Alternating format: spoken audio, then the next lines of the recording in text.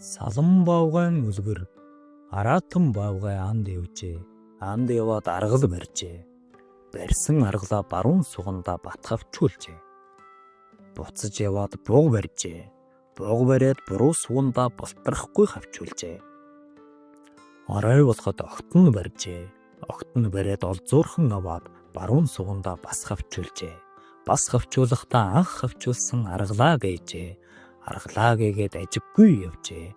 Үдэш болоход уян барьжээ. Үүц болгоод буруу сугандаа болтрахгүй хавчуулжээ.